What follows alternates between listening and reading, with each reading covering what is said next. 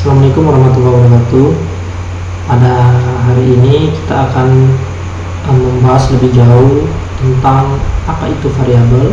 Nah, variabel itu adalah wadah dari sebuah tipe data. Nah, video sebelumnya kita sudah membahas tentang tipe data, jenis-jenisnya, dan penggunaannya, dan pembuktian. Jadi untuk mengingatkan, beberapa bahasa program dia memiliki tipe data yang berbeda.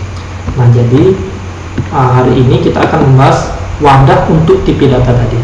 Nah, jadi kita ilustrasikan wadah itu seperti ini.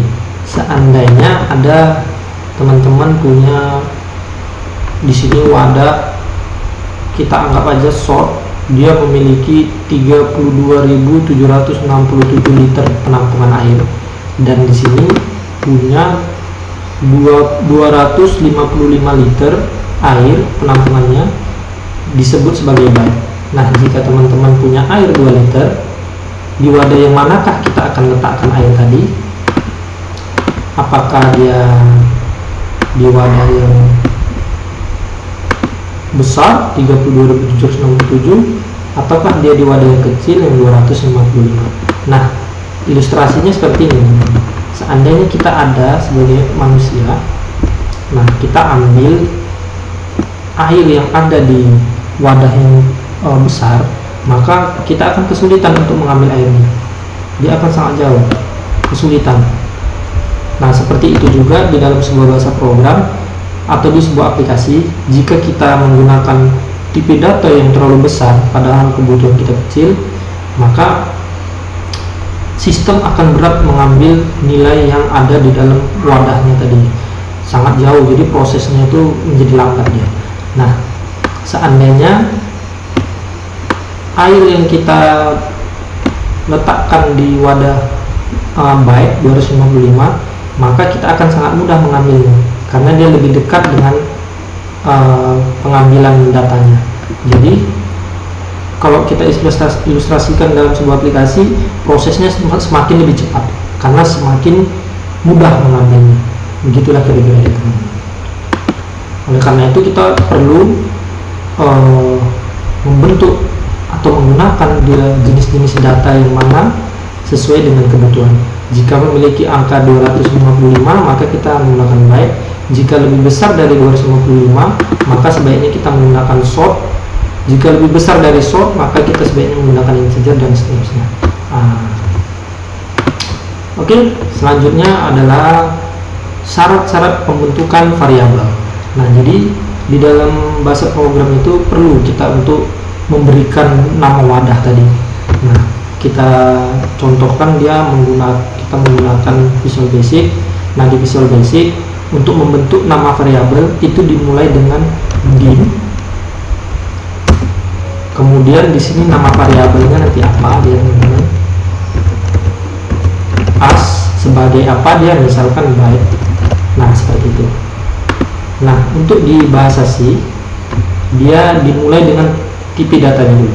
Misalkan kita buat integer, kemudian nama variabel. Nah, kalau di PHP dia cukup dengan simbol dolar.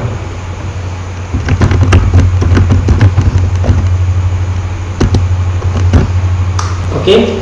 Nah, sekarang kita akan mempelajari kesalahan-kesalahan dalam pembentukan sebuah variabel. Nah, jadi untuk menghindari kesalahannya tadi, maka kita harus kenal syarat pembentukan variabel. Nah, yang pertama, katanya tidak boleh mengikuti bahasa yang sudah dikenal program atau tidak boleh identifier. Nah, dia sudah dikenal. Misal, byte ini kan sudah dikenal. Nah, kemudian kita buat dim byte as byte, maka dia akan terjadi error, teman-teman. Kata kunci tidak sesuai sebagai identifier atau sudah dikenal. Nah, jadi dia ketika kita jalankan dia terjadi bug atau error. Nah, itu yang pertama. Kita buktikan juga dengan menggunakan bahasa C, int, maka ketika dijalankan dia terdapat error. Dia tidak boleh, teman-teman. Nah, begitu juga di PHP. Kita letakkan di simbol dollar 2 kali, kita simpan.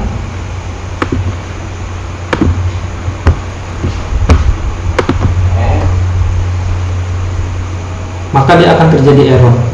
Jadi untuk materi yang pertama ini kita sudah buktikan tidak boleh identifier, kemudian tidak boleh mengandung spasi dia teman-teman. Mari kita buktikan. Misal kita buat nama spasi variabel. Nah, dia terjadi error. Kemudian kita run, dia akan terjadi error karena terdapat spasi. Dia terdapat spasi di sini, dia tidak boleh. Kita akan membuktikan menggunakan bahasa C. int nama spasi variabel. Ketika kita jalankan, dia juga terjadi error. Dia tidak boleh spasi. Kemudian di bahasa PHP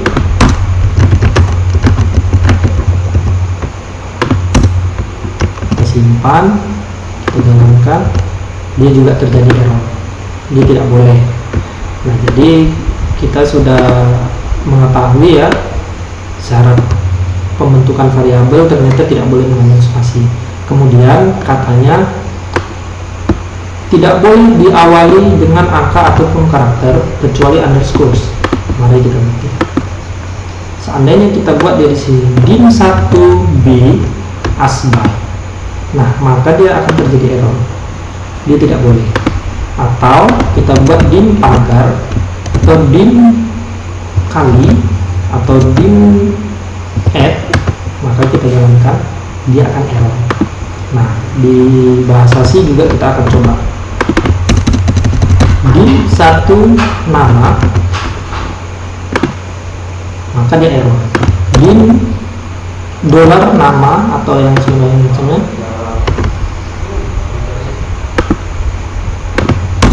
dim add dolar, dia dikenal dim add. Nah, dia error. Kemudian kita coba yang di sini dolar, atau kita buat di sini add atau persen nama. Kita buktikan. Nah, dia error. Dia tidak mengenal persen. Nah, begitulah dia yang untuk yang nomor 3. Katanya tidak boleh kecuali underscores. Kita buktikan underscores di sini.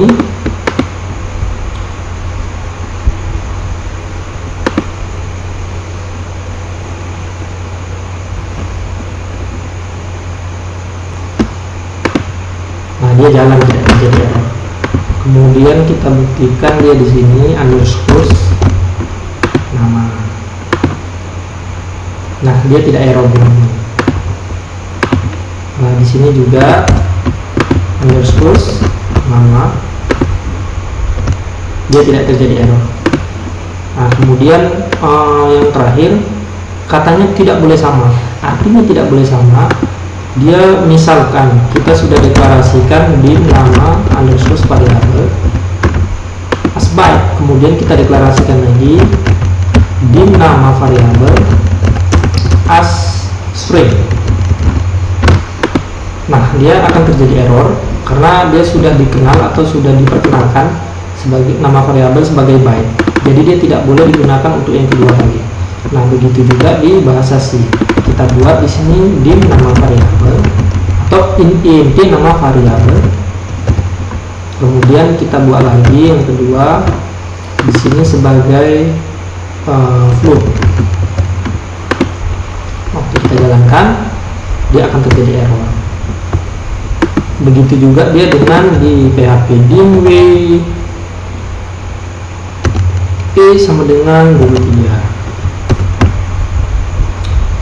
Dolar WE sama dengan 45. Nah, ketika kita tampilkan,